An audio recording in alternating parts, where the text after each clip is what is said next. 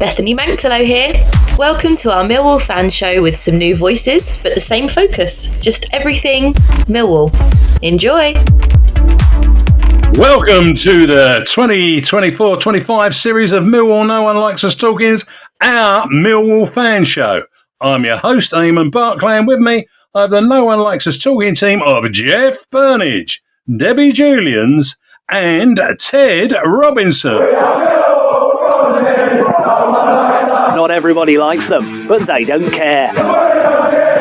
The Football Association wants to extend Millwall goalkeeper Liam Roberts' 3-match ban for his dangerous challenge on Crystal Palace striker Jean-Philippe Mateta. Roberts was sent off in the 8th minute of Saturday's FA Cup 5th round defeat at Selhurst Park for a high challenge. The FA stated that the standard 3-game ban for serious foul play is clearly insufficient and has submitted a claim to a regulatory commission for an increase. Millwall plans to contest the claim and has until Tuesday to respond to the FA. Well, that's the big news. It's been a challenging week for club, players and fans. So let's start on a positive note. Evening, Debbie. Evening. Good. On Tuesday evening, the Den hosted a celebration by the Millwall Community Trust to honour local community heroes. Since the MCT is dear to you, could you share some insights about the background and what took place? Local community heroes from EFL clubs have been recognised and celebrated for their impact on communities as part of the EFL's Community Week. Millwall Football Club and Millwall Community Trust identified local champions who advocate the community work the club undertakes in the local area and honoured their efforts. These advocates were nominated as the Lions EFL Community Champions and received certificates from Sean Hutchinson, Ryan Leonard, AJ Matthews and Macaulay Langstaff prior to kick-off on Tuesday evening. Millwall Community Trust CEO Sean Daly remarked, "Tuesday evening provided a fantastic opportunity for us to showcase our advocates from the Community Trust. I thank them for the hard work in our local community." Among the heroes were friends of the show included Jill Merritt of the Royal British Legion, Les Briley, the Millwall captain who took us to the top flight, Brian King, a Millwall star of the 60s and 70s who holds the record for most appearances as a goalkeeper, Gianluca Sardi, the promoter of the club and MCT, and last but not least, our very own regular panellist Dan Godwin, who promotes the community trust across most social media platforms. And doesn't he just? They were among several others receiving the EFL Community Champions Award, and I say well done to all and to the MCT for honouring them. Well done. Large applause there, large applause. Yeah, that's very nice. So, yeah, you pulled a lovely view there together. Thank you, Debbie. Thank you. Good evening, Ted. Good evening, young Eamonn. Well, the Saturday live show at Maritime Radio covered the Palace game, so let us turn to the match that followed the local Community Hero Awards on Tuesday, as we hosted Bristol City in what could be deemed as an odd performance. But what are your thoughts? Well, my first thought is that I do apologise I couldn't make Saturday's live show, but probably it was for the best because I would have been tongue-tied dead more about that Palace game, but and some of the things surrounding it and what was said. And as you say, I know people dealt with it on Saturday, but it's still a bit raw for us all, isn't it? And it's been extended even further. But there you go, such is the FA. They never cease to amaze us, do they? But please just remember about intent. That's all I'll say about that. But Tuesday night, it was a bit of a strange performance in the sense of we all know it was a little bit after the Lord Mayor's show because Palace and being such a big local derby as it was and that. Bristol City, though, a decent side, and I was a bit wary about them because they play decent football. They keep the ball well. They knock it around well. I've seen them a few times this season, and perhaps they just lack a little bit of power up front. And unfortunately, we helped them a little bit on their way on Tuesday night with some of the goals that they got. But it was just one of them games where we just really couldn't seem to get going, because in our passing, we seemed to do one or two really good passes, making a good move, and then for whatever reason, there was a poor pass, or somebody let the ball run underneath their feet on something like that. So, I think the number of games seem to be catching up to us a little bit, but I don't ever like using that as an excuse, because we're a better side than we was on Tuesday night. But at the end of the day, we've got some good young players. We just got to be patient this year, because we're not going to make the playoffs. It's too much. I mean, there's no doubt in what you're saying there, Ted. We're not going to make it this year. We're going to be a bit inconsistent between now and the end of the season. I think we'll win some that probably we won't expect to win. Disappointing, but, we'll bounce back at Watford, I'm sure. I'm sure we will. I'm sure we absolutely will. Now, Jeff, hello and good evening. Good evening, everybody. You were in excellent form at Maritime on Saturday, keeping everyone on their toes, including me, donating a Brian King book as a prize, and expressing a strong opinion regarding the words and actions of Steve Parish, who, if you don't know, is the Palace chairman. Now, some time has elapsed. Have your views about Mr. Parish's actions changed or shifted in any way?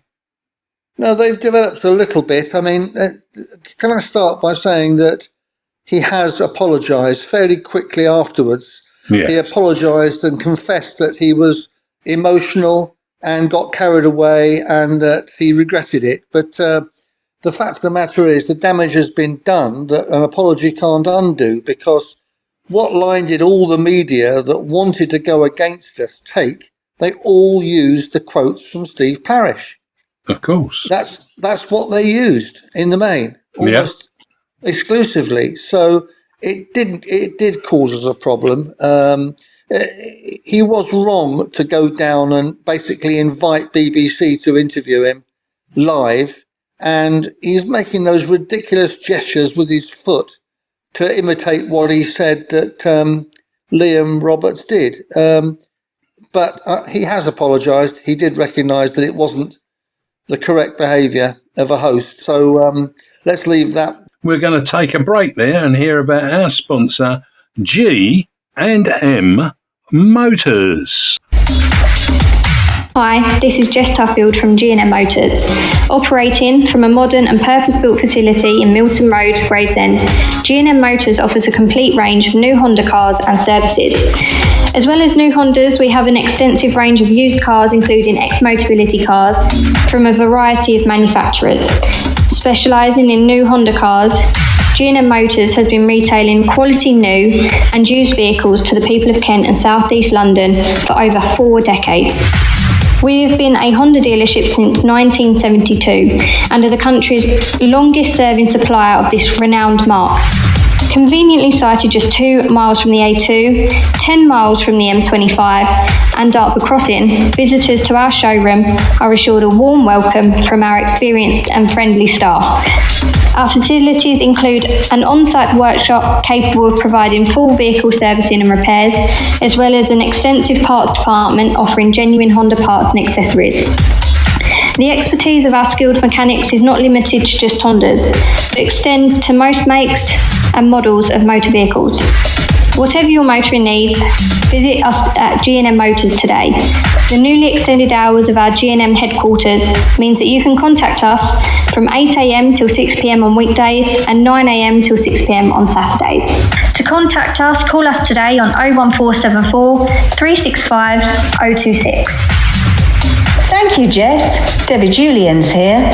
Don't forget to call Jess on 01474 81 3562. G&M Motors have been dear friends with the Julians family for over 4 decades now.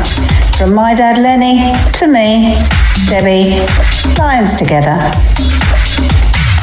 Well, I'm your host, Eamonn Barclay, and with me I have the No One Likes Us talking team of Debbie Julians, Jeff Burnige and Ted Robinson.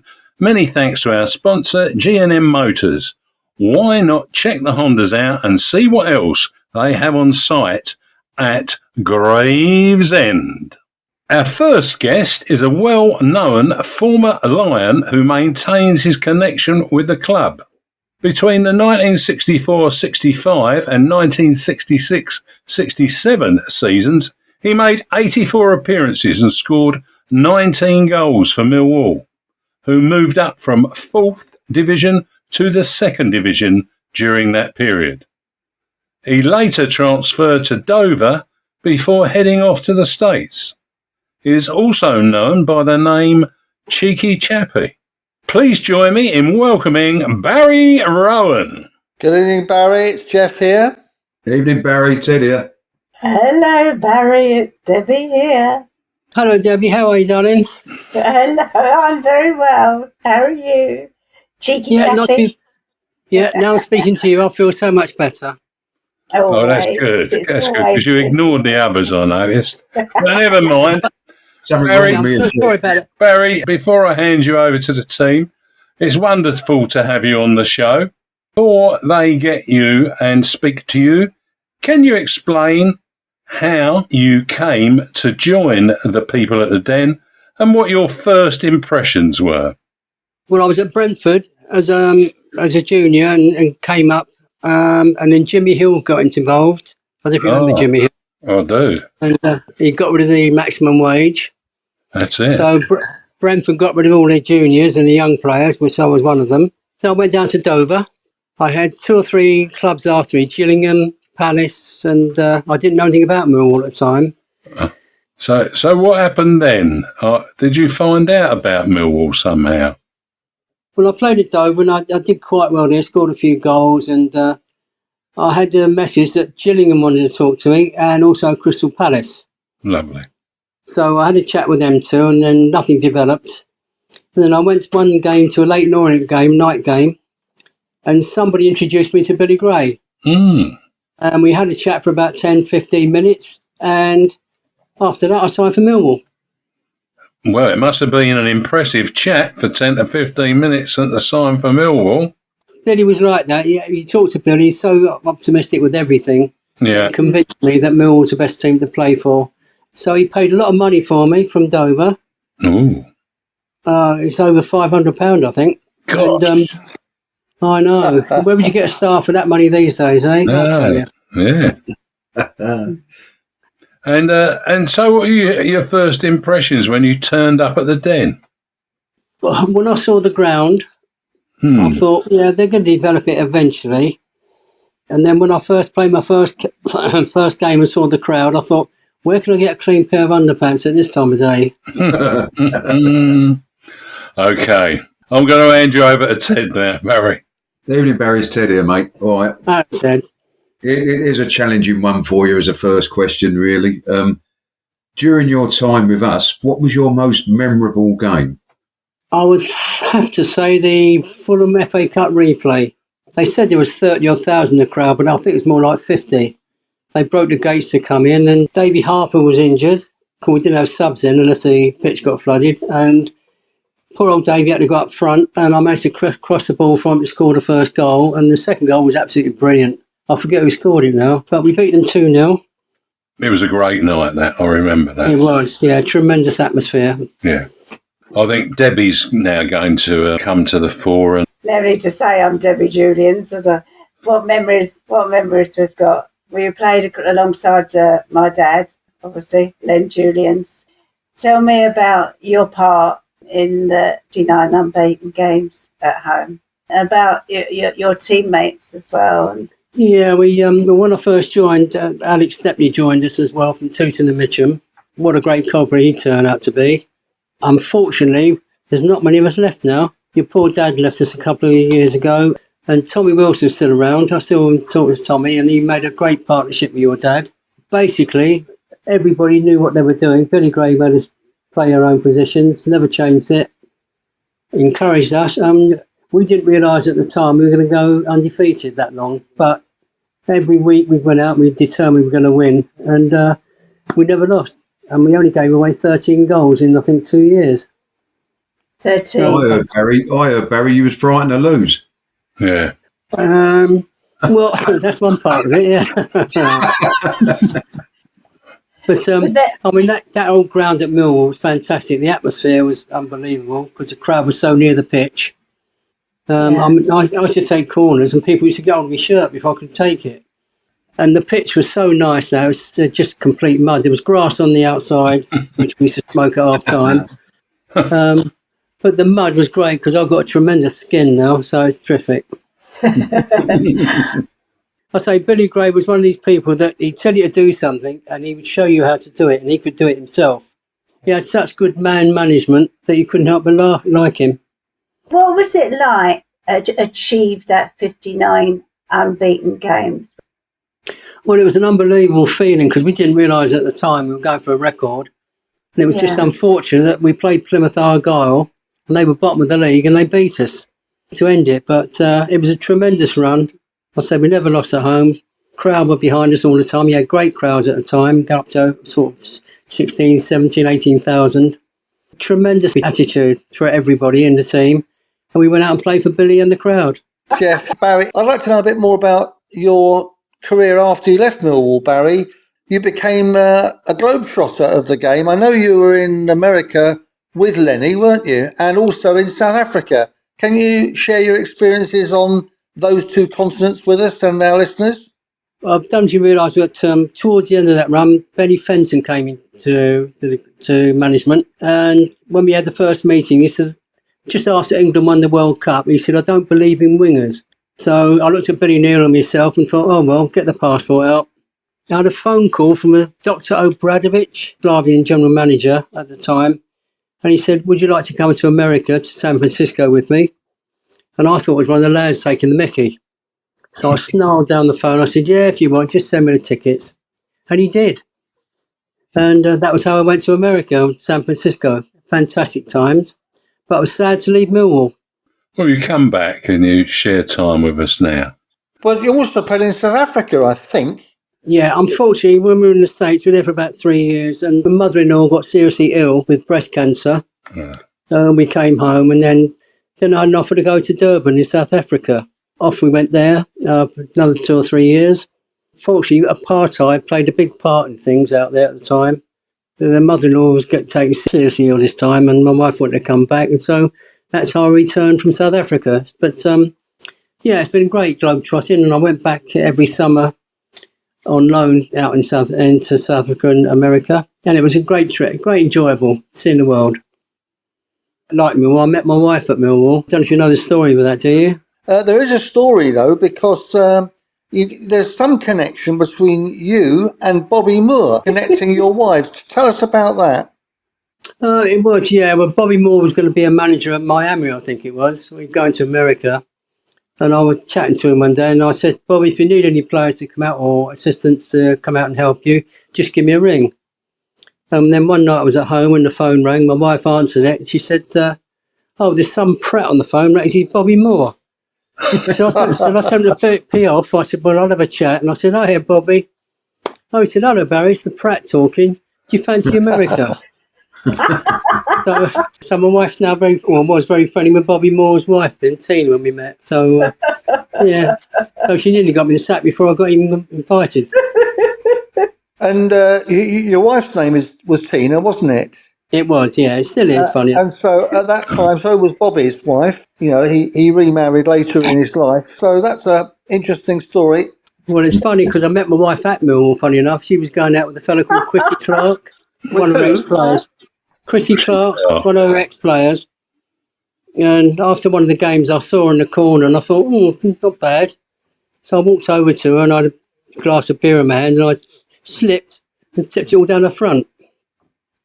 Oh, that old trick. That old one, yeah. I was just about to say that, Jeff. That old trick. Well, I got my hanky out and tried to dry her and I missed the slap that came my way. But it took me about 20 minutes to realise her eyes were blue. Anyway, let's get back to Billy Gray because he was so good, wasn't he? Billy Gray was your manager. Many say one of the finest, and I've got to say I agree there, and my dad would certainly agree. And a fantastic group of teammates, as we can say. Can you share some of those memories and standout fellow players as well? Billy was, as I said, his man management was brilliant. He came up to me one day, he said, on a Friday, he said, "Are you thinking of taking the wife shopping tomorrow?" I said, "Well, I wasn't." He said, "Well, if I were you, I'd take her out." It was a lovely way of saying I've been dropped. Oh, really? Oh, yes, yeah, bless him. But the players, from Alex Stepney onwards, the goalkeepers, Harry Cripps and Johnny Gilchrist, nobody messed with them. John Gilchrist looked after me brilliantly. When it came past me, he took them out. The whole of the defence, like your dad, Brian Snowden, when he played back there, Tommy Wilson, Kenny Jones, nothing got by them. I'd say we only gave away 13 goals. So, yeah, we had a great good forward line. We scored goals between us. Yeah, I mean, I got 19. Billy, I think, got about the same again. So, from wide players, that was quite good. But, yeah, we had a good team. Everybody gelled, and anybody that came in, Dennis John came in a couple of times, and Kenny Jones took over from Davey Harper. So, yep, it was a really good team, good squad. Before I ask my question, Barry, I just want to ask you another question in a sense. At the end of the 59 unbeaten game run, right, not in the sense of humour of Millwall fans and whatever, did you get any stick for losing that game? Well, we took their coach out. They had to get a new coach to go home in because we destroyed that. And no, see what you was responsible for, Barry. Well, I took the front window out, I must admit. But I mean, it was only 59 games, you know, Barry. You could have done better than that. You know that. Yeah, I'm sorry about that. It's my fault. But no, the crowd were absolutely brilliant. We never got any stick. Occasionally we got stick if we had a bad game, but we always gave 100%, and the crowd loved us for it. All the dockers, brilliant. Well, my question here, Barry, is I believe today's game is played differently than when you were a player or when I was a player as well. What's your perspective on this, and has it resulted in a better or worse spectacle for fans? I mean, a lot of it's down to the pitches, I think, Barry, if I'm honest, the difference in the pitches, I mean. What do you reckon, mate? I do get annoyed occasionally watching the Premiership. It gets a bit sterile at times. They go up and then back to the goalkeeper and that sort of thing. And another thing that annoys me, when someone gets tackled, they fall over as if they've broken a leg or they're dead. Next minute, they're up and running like lunatics, which in our day, as you know, you took a wallop and you just got up with a cold, wet sponge on it and ran around again afterwards. And but it's a little bit sterile. That's why I think Millwall do so well, because it's never dull, one way or the other. Yeah. So, but yeah, it's the technical. I think it's quicker. The skill's good. Yeah, I mean, in your day, if you could move the ball through the mud sometimes, you was doing really well, weren't you? Especially when these old leather balls we had. That's why I'm so lovely at the moment. I never used to head the ball because it was so flipping heavy. Yeah. But and the ball today is so light and I can swerve it and dip it and everything. But it's nice to watch football. I still enjoy it, and especially when I come up to the boys at the den. And but it's a wee bit sterile at times. Yeah, I agree. Well, there you go. That's two of you agreeing. That's fantastic, isn't it? Anyway, Barry, before you leave us, we have Ted's Prediction League, and he will ask you to predict 3 scores in the Championship. All of these results will be collated at the end of the season, and between all of those involved, we'll work out who's won, and you'll get a prize, hopefully. So, over to you, Ted. Right, here we go then. Barry, this week I've chosen these 3. We always choose our beloved Lions. So first one up is Watford at home to Millwall on Saturday. How do you see that going, Barry? That could be tough over there, but I think it's 1-1. Yeah. Not a bad chat, and I wouldn't mind that. The second one I chose, Barry's an interesting one because it's Derby versus Blackburn with John Eustace going back to the team he's just left. So there's a little bit of spice in it, I think. So Derby at home to Blackburn, Barry. What do you reckon? I would think Blackburn will win that one. Derby aren't particularly good this year, are they? So no. 2-1. 2-1 to Blackburn? Yep. And finally, I've gone for the Devon side that are trying to drag themselves out of the relegation position, and they're at home to Sheffield Wednesday. So how do you see that? Plymouth versus Sheffield Wednesday. Well, Plymouth have got to win that to stay up, haven't they, really? But you need to, yeah. Yeah, so maybe a 1-1 draw on that one again. Yeah, Wednesday ain't a bad side, so I'll sort of half go along with you there. But thanks a lot, Barry. Let's see how you get on. Yeah, we'll give you a Brian King book because old Jeff Burnige is sharing them as prizes at the moment. So if you win, you can get a Brian King book that's signed by Jeff and Brian. It'd be nice. eBay love them, don't they? Yeah, they do. I was quite amazed that we had ones from the keepers' night the other night.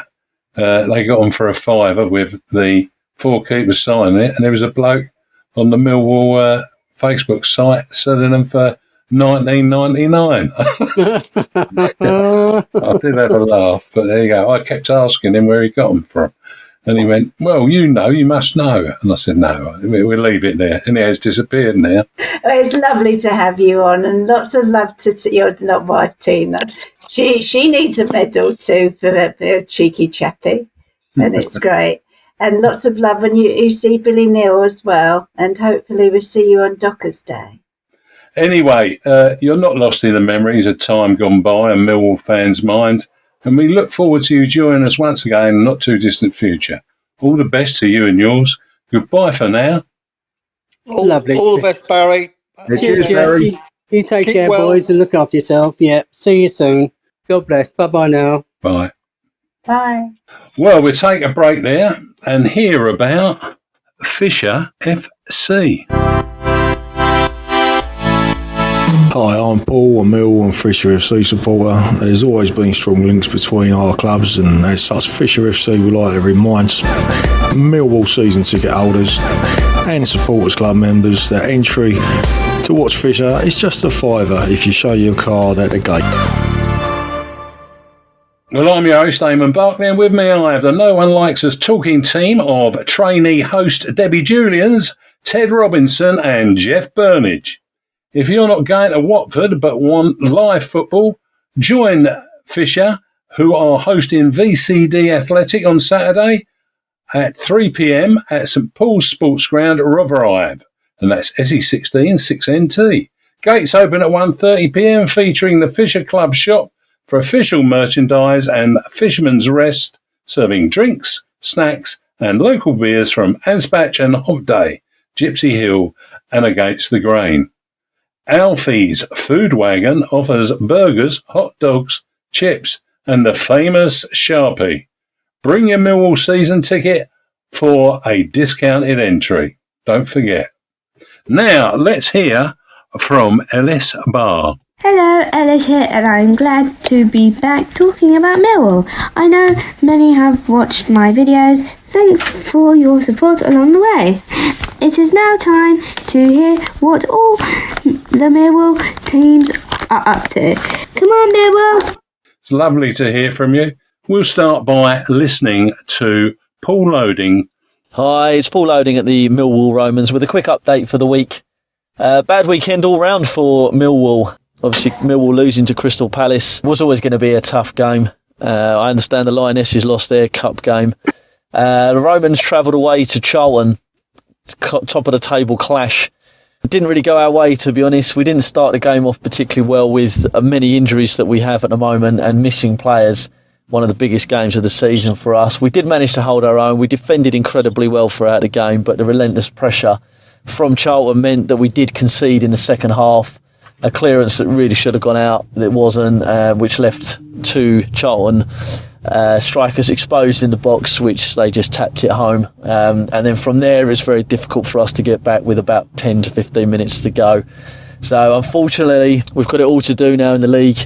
That does put us second, with Charlton needing to drop points. They do have a couple of tough games coming up, so we are going to be massively cheering on the oppositions for them, just to see if they can drop points. But unfortunately, we've lost one and drawn one, and Charlton have only lost one, which was against us earlier in the season. But as I say, we're still hopeful. We'll still keep pushing it, and hopefully Charlton will drop some points in this season. Over to Pride. Pride switching venues, to the Lewisham ground due to the game against the Lionesses. Particularly not a great game, I don't think, for Pride, and they ended up losing 5-2. In other news, on a more positive note, few of the Romans attended the Metro Pride Awards last week in Covent Garden in London.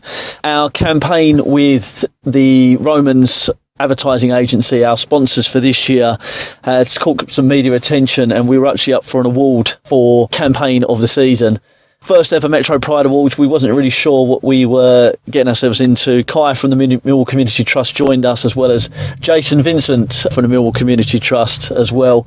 It was a really, really good evening. Millwall actually came out second on this one. We didn't win the award, but we got second place and commemorated for the efforts that have gone in. So it was a bit of a shock, to be honest. We were up against some big competition, but on a lighter note, it was a really good award to achieve. So very, very happy with that.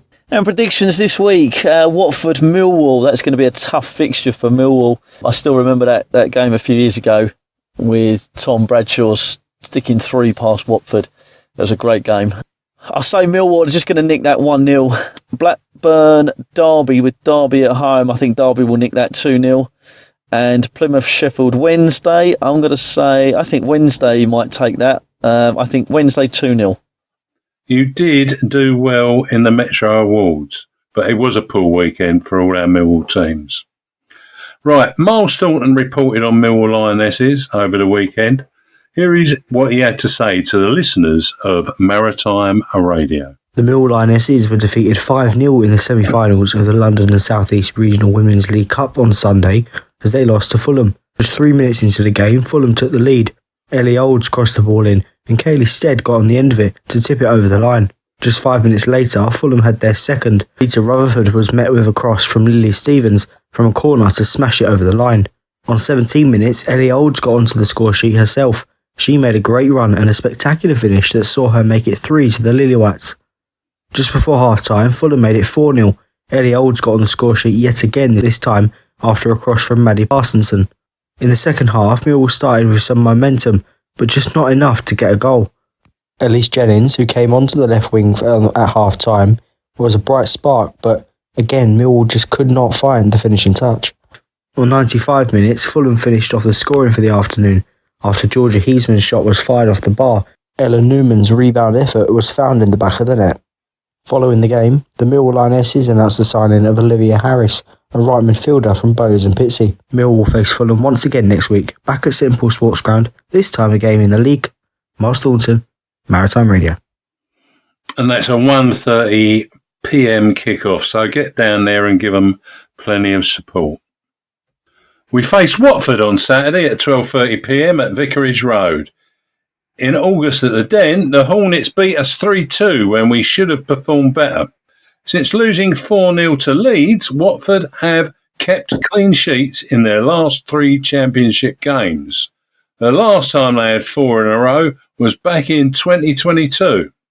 Well, we have won 3 of our last 5 away games in the league, equal to our win rate in the previous 18. Watford are 10th in the championship, 4 points ahead of us, after our home loss to Bristol City on Tuesday. Watford's odds shortened while ours lengthened. Millwall's odds to win are 9-4. For a draw, 2-1, and for Watford to win, it's 6-5, indicating an expected close match, but firmly tilted towards a Watford win. Remember, you cannot predict the same score as anyone else when you make your prediction. Briefly, folks, what will it be? A positive result or something else? I'll ask Ted first. What are his thoughts? I quite like Watford away. It's one of them sort of games where I've got real, genuine, happy memories of seeing Millwall win, to believe it or not. Going back to Neil Harris's goal, the infamous goal New Year's Day when he came back from his cancer diagnosis, up until Zion Fleming's strike the other year. I don't know what it is, but I quite fancy us going to Watford. We're going to win the game 2-1. That's my prediction. Well, that sounds pretty good. Over to you, Debbie. I'm going to go for a biggie. I'm going to go 3-1 for us. Jeff. I think it'll be a clean sheet for Lucas Jensen this time, with Millwall winning 1-0. Well, that sounds good too. I've listened to everything anyone's been saying. I believe we're going to have a 1-1 draw there. The next game, which is Derby Blackburn. Ted, what have you gone with there? Well, I generally think with this one, although Blackburn will be favourites, but Derby with John Eustace at the helm, who's come from Blackburn with all that went with it and that. And they've been getting better, Derby. And I've got a sneaky feeling that they're going to win this 2-1. OK. Over to you, Jeff. Derby 0, Blackburn 2. Lovely. Debbie? Yeah, I agree with Ted there. I'm going to go with Derby winning there, and I'll have to go 3-1. OK. And I'm going to go for a 2-2 draw. So that leads us on to Plymouth versus Sheffield Wednesday. Debbie? Plymouth are fighting relegation there, aren't they? Good at home. I'm going to go 2-1 to Plymouth. OK. Ted? I found it really difficult to split these two, to be quite honest. Debbie's got a point with Plymouth. They're fighting for everything that they can get. Sheffield Wednesday are just so unpredictable. They score goals, but they give goals away. So I'll sit on the fence, if you like, and I've gone for a Plymouth 1, Sheffield Wednesday 1. That sounds reasonable. How about you, Jeff? I think this might be a game too far for Plymouth, so let's go Plymouth 0, Sheffield Wednesday 1. OK. I'm going to go for Plymouth 3, Sheffield Wednesday 1. So that's good. We've got another game before we broadcast again next week on Friday. Do we have any quick insights regarding our third encounter this season when we travel to Leeds next Wednesday night? Ted? Yeah, I'll tell you, Leeds, I've said on here before, I think are the best team in the division, but there's always one side that a team like that struggle against. Yeah. And I genuinely think that is us with Leeds. I watched them the other day against West Brom and they only drew 1-1 and they was a bit lucky to get the draw. And I think the pressure might be beginning to tell against them. If we can keep a clean sheet for up to 20 minutes or so and that, I think you might find that their fans will start getting on their back a little bit. Yeah. So I'm not going to go far enough to say that we're going to win, but I wouldn't be at all surprised that we get at least a draw. How about you, Debbie? I've got a good feeling. I think we're going to bounce back and say 2-1 for us on this one. OK. Jeff, how about you? Well, I think they're the best team in the division. We've played them twice this season. To beat them again for third time in the season, I'll be jumping up and down. Okay. 2-1 to Leeds. That sounds good. Well, I'm going to go for a 1-1 draw. And we also have predictions from Ted's best mate, Nick, on the Facebook Millwall Sicily site. Hi, this is Nick Wythe. Here are my predictions. Watford 1, Millwall 1, Derby 1, Blackburn 1, and Plymouth 1, Sheffield Wednesday 0. Thank you. Well, thank you, Nick. That's lovely.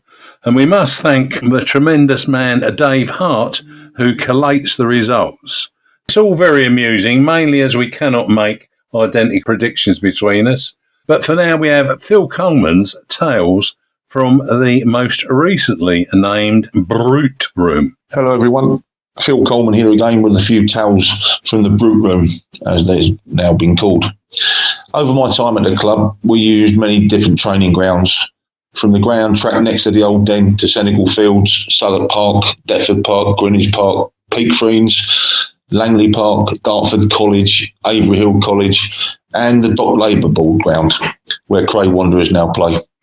In that time, we had some great managers and coaches, Gordon Jago, Theo Foley, George Petchy, Terry Long, the Doc, Frank McClintock, and as a youngster, I had the pleasure of Billy Neal and Oscar Arthur. But there was one person back in them days, 1979-80, who had the power to take over a training session, and that was the director of coaching at the FA. In the late 70s, 80s, it was somebody called Charles Hughes.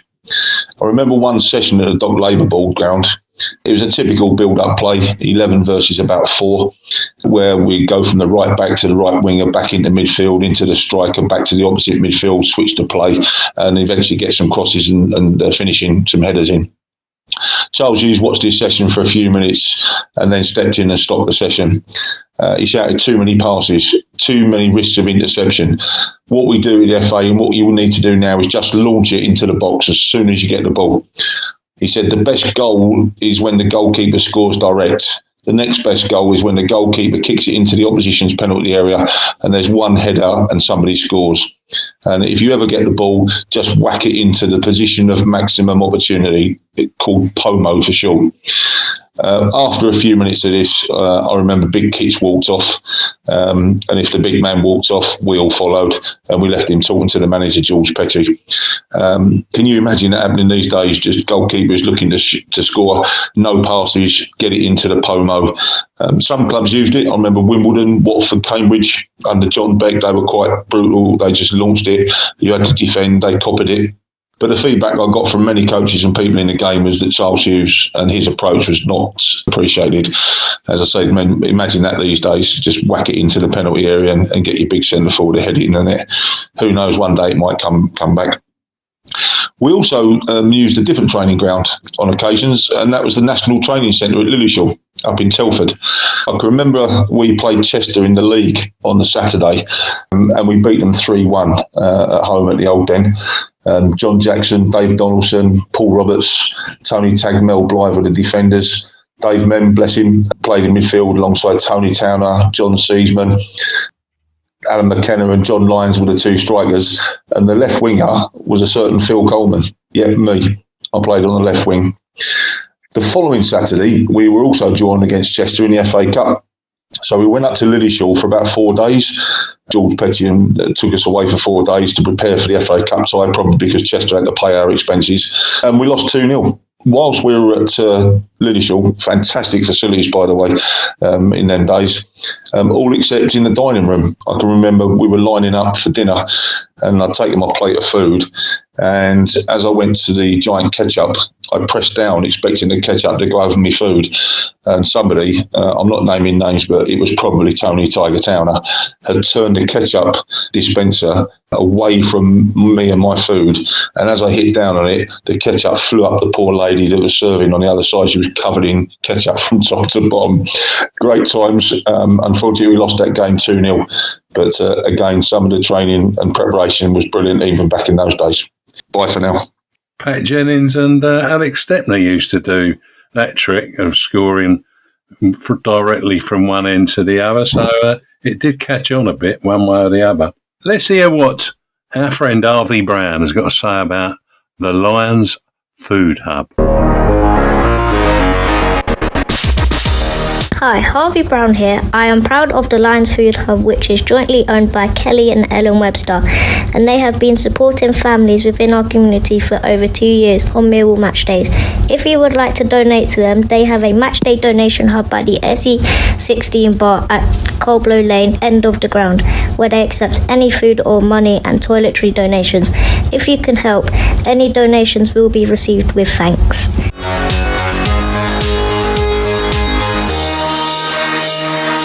I'm your host, Eamonn Barclay, and with me I have the No One Likes Us talking team of Debbie Julians, Ted Robinson and Jeff Burnige. The Food Hub still needs donations to meet the needs of the community. Please bring financial and food donations to the Millwall Community Trust in Ballina Road outside of match days. We were saddened to hear that a former fan in the Dugout, David Exley, passed away this week. His daughter Louise explained that he had tragically left this world after his twin brother Robert passed away just a day before.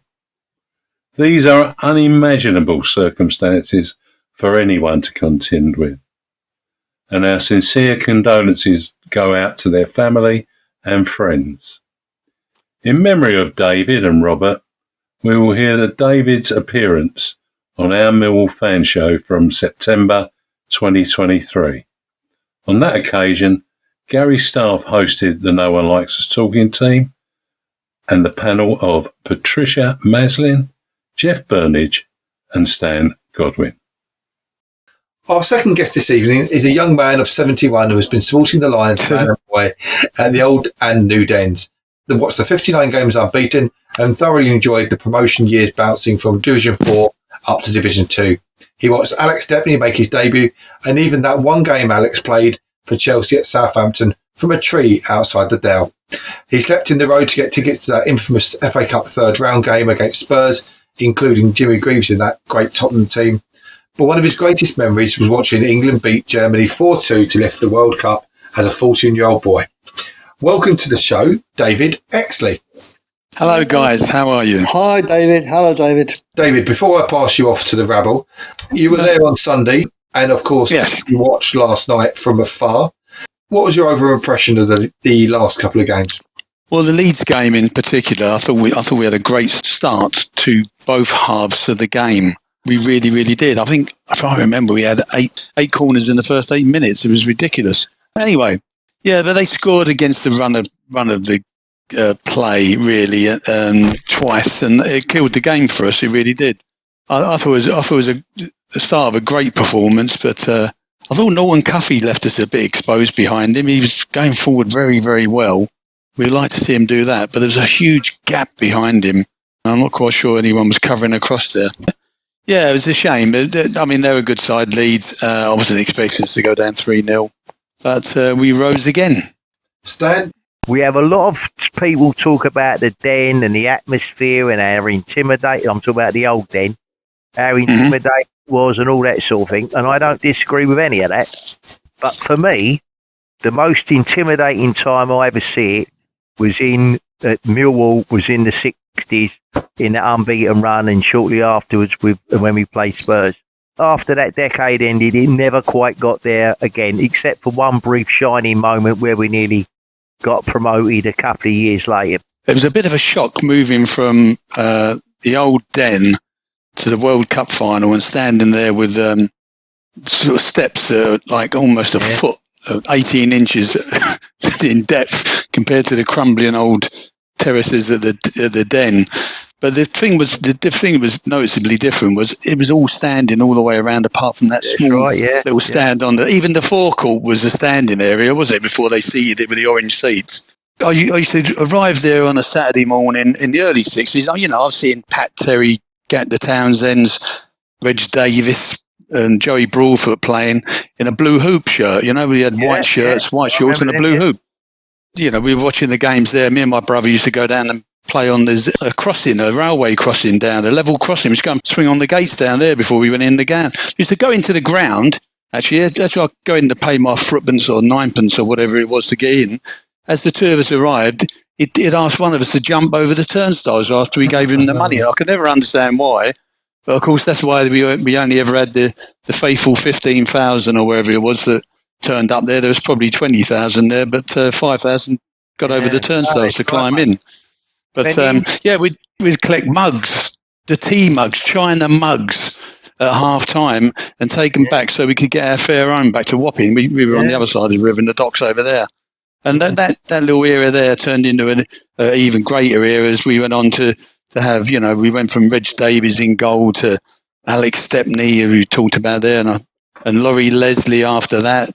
And you know, or that way around, we had a wonderful side, and you could come into the Den, go into the cold blow lane, then watch the first half if they were kicking up this way, and then we'd all just walk around all the way around past the big bank, the halfway line, and go and watch it at the other end of the ground and cheer them to that end as well.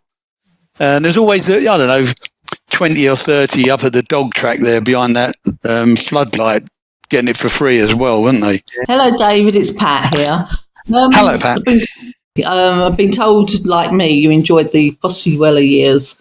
Oh, yes. You do know that Brian King listens to this show regular every week, and he's going to be a bit disappointed that his name's not mentioned. So that's why I put that in. I was getting to him.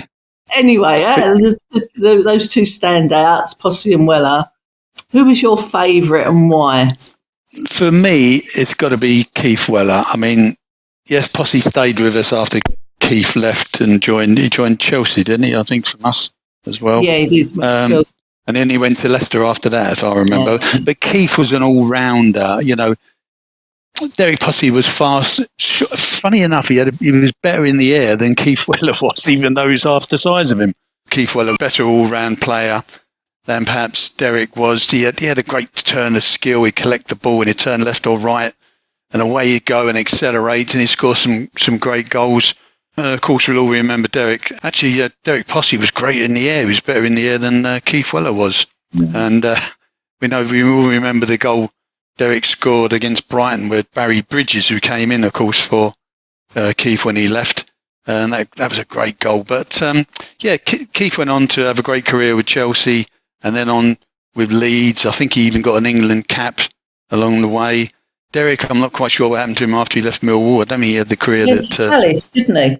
Palace? Yeah.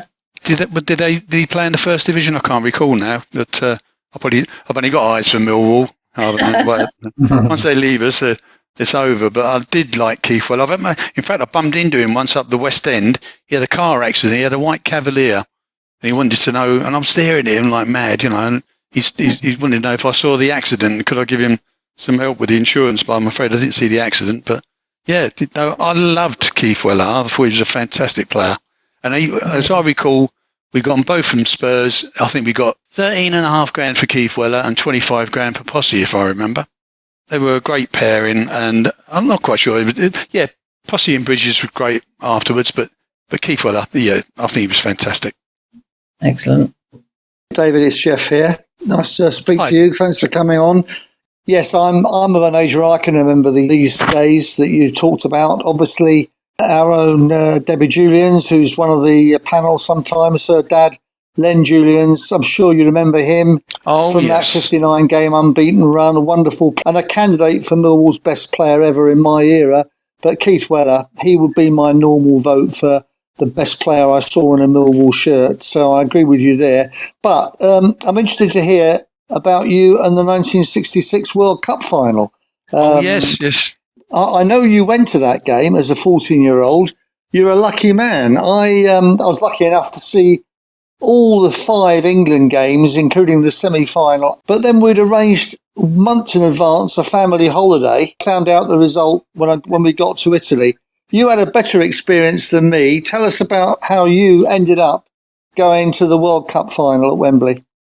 Well, I tell you, this is how it was. I mean, back then, I had a newspaper round in the city of London before I went to school. I used to go up there on the number 15 bus from Wapping in the East End with my mum. She'd do the office cleaning. I'd go and pick up the newspapers, actually from the print works at the Express, the Times, the Observer, Mirror, and I'd bring them back to this little newsagent in Fleet Street. He'd sort them all out, and then I'd go and deliver them around all the shops and the inns of Temple to the lawyers down there, and then go to school. And the included job on a Saturday, and I've been watching the World Cup on the telly, black and white, of course, watching it all through the France, Mexico, Uruguay was the opening game. And then, of course, we had Argentina in the quarter-final, Portugal in the semi-final. And I got my £3. I think it's all a £3, £2 on the Saturday morning. And I'd normally disappear. I'd normally go Saturday morning pictures. Then I'd go pie and mash. And if Millwall were home, I'd get on the train at Wapping, go through Rotherhithe, Surrey Docks, New Cross Gate, and walk down and see Millwall play. My mum was used to me disappearing. Dad died the year before in 1965. So, there I was 14 with £2 or £3 in my pocket. I thought I'd go up to Wembley and see if I could get a ticket off a tout. So I arrived there about 9:30, 10 o'clock in the morning. And I'm looking around and there's all these sheepish looking blokes in like raincoats and hats with like fags on, looking around, with scarves, looking a bit odd. And I'm looking for a tout. So I go up to one of them and I said, look, how much you got a ticket for the game? And he went, yeah. And he's looking around and he showed me his ticket and I could see, I said, how much are they? He said, 30 bob. Yeah. And I thought, 30 bob? And I've got £2 in my pocket. And I said, no way. I'll come back later. And I walked away from it and I thought, hang on a minute. This could be the only bloody ticket there all day long, or the prices might go up. So I went back to him. I said, look, I'll give you it. And he gave me 10 bob back. So now I've got 10 bob of the £2 paperboy money. And I thought, I'd look at the ticket. And it said I think it said zone C. And so anyway, I walked up. The place is still shut. It's raining. It wasn't sunny. It was raining at the start of the game. Waiting for the gates to open. Walked in. Never been to Wembley before in my life. And I walked up the stairs and the whole place just opened up in front of me. And I thought, oh my God, this isn't like the Den. So I've gone down, and where I was standing was actually above the players' entrance, right directly above it. There was a little landing below. Later on, some of the Grenadier Guards that were marching went back up there and stood on there. But I watched the whole ground fill up slowly in front of me. And of course, my memory, you mentioned black and white TV, my memory of the game is in colour because I was there, you know. Other people remember the World Cup final, I only remember him. I'm sitting there, funny enough, looking at black and white pictures in my den here. So, yeah, the whole thing opened up in front of me. I was lucky enough to be standing against a barrier. The steps were about 8 inches high, a foot high, unlike the crumbling old den we're used to. And right at the end of this stanchion you lean on, there was another block. So I'm standing on top of the block. It's on top of a foot-high terrace anyway, and I'm head and shoulders above all the adults, surrounded by Germans as well. They were all there. You know, during the game, they're going like, oh, your player is better than our player. Our player is useless. There was no animosity. We were all cheering our sides on, and I'm criticising Cohen. I don't think he's doing enough. And yes, but look at that one. Schultz, you know, blah, blah, blah. And so that was the end where Jeff scored the first goal with a header. And that was the end where we went in off the bar, of course, you know. And, we went to extra time. Weber got the equaliser in that end and all, didn't he? Weber, that's it, Weber. Yeah. Or Weber, as they pronounce it over there. I still say that was never a free kick. Haller got the goal up the other end, didn't he? Yeah. Up the other end, Eamonn Haller. I didn't know this until fairly recently. To the World Cup final, he had the ball. He kept the ball for years. Yeah, he did, yeah. Well, this is it. I remember the ball. First the had to ask for it back, didn't he? I don't think it was any malice. He just had to have it, but he then give it back to Jeff Hurst years later. He said, the greatest day in English history in football terms. That is undeniable. It surely is. Yeah, and to come back after that, to go on to score the goals, the one in off the bar, and then Hurst's winner at the other end, virtually last kick of the game, and a wallop. Yeah. He thought he was going to wallop it into the stands. He didn't care. He wallops it into the back of the net, and past Hans Tilkowski, wasn't it? He was a goalie. Yeah, Hans Tilkowski. Yeah, 11 players, no substitutes, and extra time. That's right. And on that note, we need to say goodbye, Dave. It's quite a long show tonight, but we've got some fantastic memories in there. But before we go, can you give us a little prediction for Saturday's trip to the Hawthorns? I think we're on a par with each other. There's nothing between the two teams if you look at the table and the points, goal differences. So I think if we come away with 1-1, I'll be satisfied with that. I think the way things are going at the moment. Seems quite a common score this evening. If you're listening back, you'll get that. Everyone said it. Everyone said it. But thank you, David, for coming on. It's been an absolute pleasure and lovely to speak with you, and good luck. Great. Lovely speaking to you all. Goodbye. Bye, David. Bye, David. Bye, David. Thank you. Bye-bye. Bye. Rest in peace, David and Robert. We will take a break there and listen to Bethany Manctalo explain to us how you can support the Millwall Community Trust. The Millwall Community Trust is something that I, Bethany Manctalo, admire for all that it does. The Trust was established in 1985 to provide sporting, educational, social and healthy lifestyle opportunities to the local community in Southwark, Lewisham, North Kent and the wider community. Its work is targeted at people of all ages, irrespective of race, gender or sexual orientation, and runs programmes aimed at tackling social exclusion, racism, knife crime, lack of employment opportunities for young people, mental health and disability. The Trust aims to be a progressive and campaigning charity that makes a difference to ordinary people's lives. Its work is undeniably essential to the local community. Donating to the Millwall Community Trust is easy. Visit their website and click on the Get Involved section. There are also sponsorship opportunities. To support this work, email commercial@millwallcommunity.org.uk. I'll say that again. That's commercial@millwallcommunity.org.uk. If you can, please help them to continue their vital work. I'm your host, Eamonn Barclay, and with me I have the No One Likes Us talking team of Debbie Julians, Ted Robinson and Jeff Burnige. If you can donate, you will help our Millwall Community Trust deliver all their programmes across all the age groups within our community. Well, we're all looking forward to the next game, But in the meantime, here are a few matters of interest for Millwall fans and those interested in football. We will be back next week, and the panel will consist of Stan Godwin, Dave Hart, and I'm afraid yes, it's me again, yours truly. And it will be hosted by the wonderful Miles Thornton with a couple of guests. Our fixture on Saturday the 15th of March against Stoke City will host Millwall's annual Community Day, where the Millwall Community Trust will showcase a range of programmes offered to the local community in the build-up to the game. The Trust will be utilising the Lions Centre and part of the club's car park to display a small portion of their work within the community. The Trust activities will take place in the Lions Centre. Partner organisations of the Trust and the club will set up stalls to exhibit their work in conjunction with Millwall outside the Coldblow Lane end. Participants in Millwall Community Trust programmes will collaborate with volunteers from other initiatives to organise a stadium-wide bucket collection to raise funds for this charity. Community action will extend to the pitch. Participants in the Trust programmes will form a guard of honour for the players before the match, and at half-time they will have the opportunity to walk round the pitch.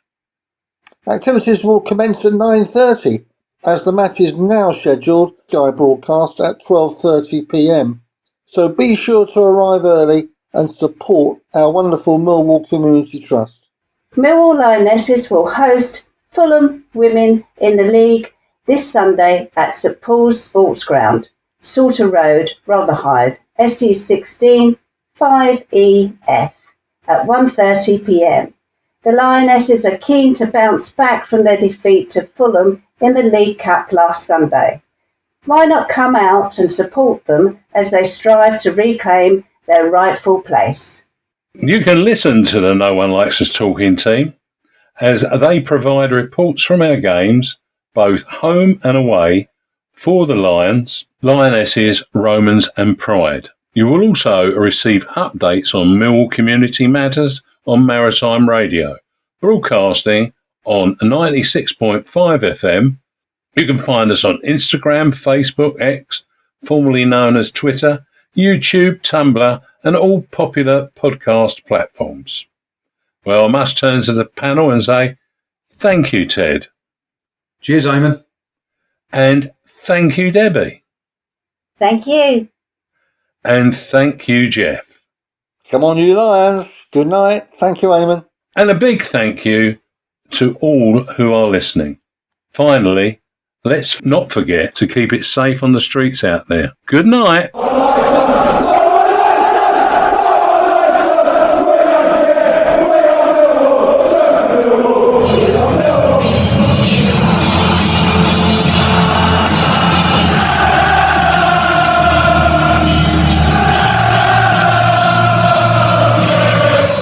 Our Millwall Fan Show is sponsored by G&M Motors of Gravesend, Honda dealers and much more. Thank you.